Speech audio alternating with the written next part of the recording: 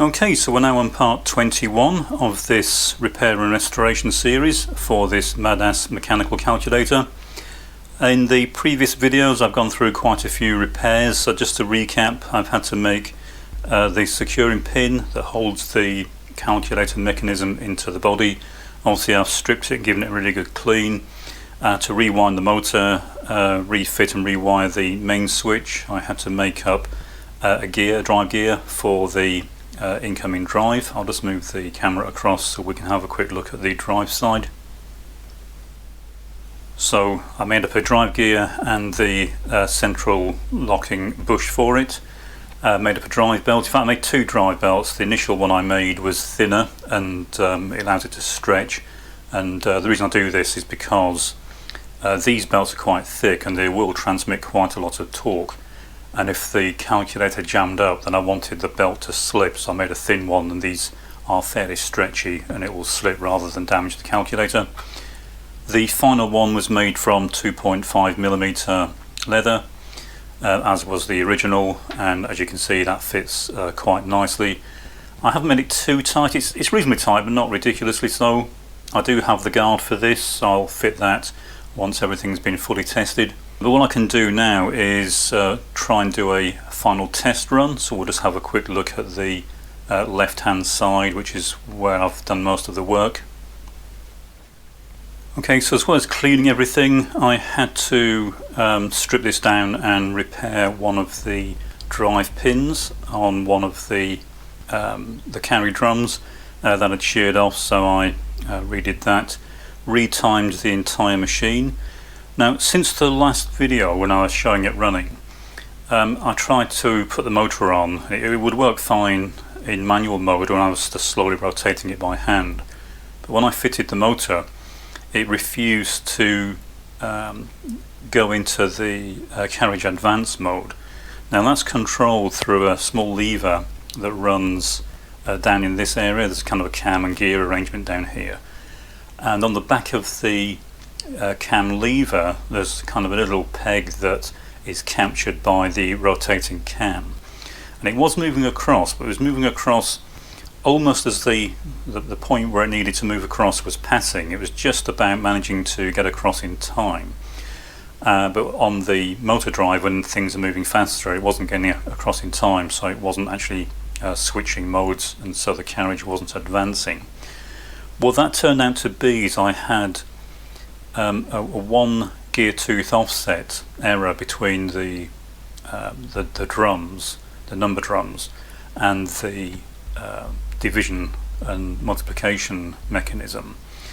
So when I'd originally timed this, when I got the machine, it had been stripped down and all the timing was way out. But when I timed this, I'd left a small gap, if you like, between the first drum and the selector gear that decides what number it's going to represent.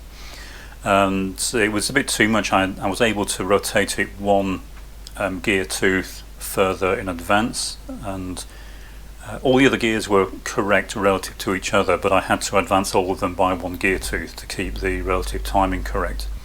And what that did, it meant that because the little sort of actuating lever that I'm talking about, it's the one that's actuated through this lever here, and it's actually actioned by the one of the carry levers.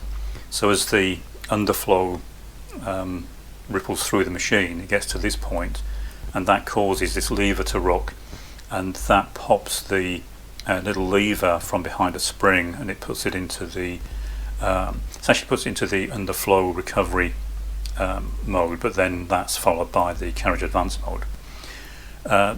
But what it meant is, because I'd advanced the timing of all the drums by one gear tooth, that happened slightly earlier. It meant that even using the motor it worked fine. I've done an awful lot of work on this component. It was distorted and bent, and there were various other issues. It's taken a lot of messing about to get this to work, and I'm not 100% sure I've got it right. It works, but I don't know if this is how it's intended to work.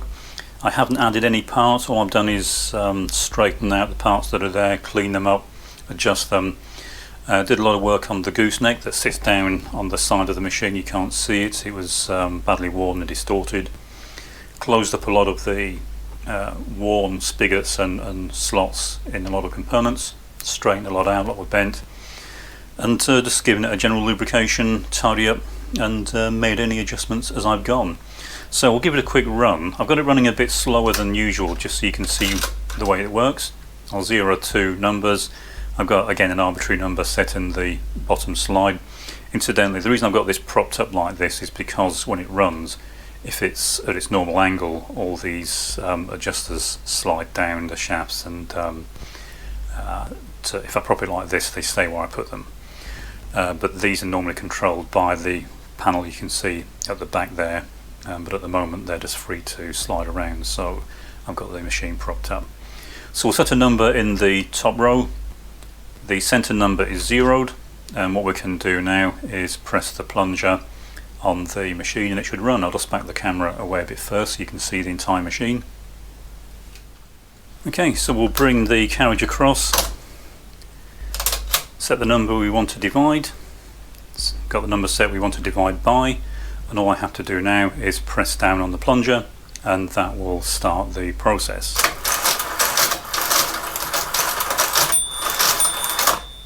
And as we can see, it's gone through successfully, completed the division. The answer is 11. Don't know what number was set, so I don't know if that's correct, but I have tested it with known numbers and it does seem to be properly dividing. As you can see, it successfully ends the division process. It normally runs faster than this. I've got it set to 180 volts. It normally runs at 240, but that's so you could see what was going on, otherwise it actually runs very quickly and you won't be able to see anything.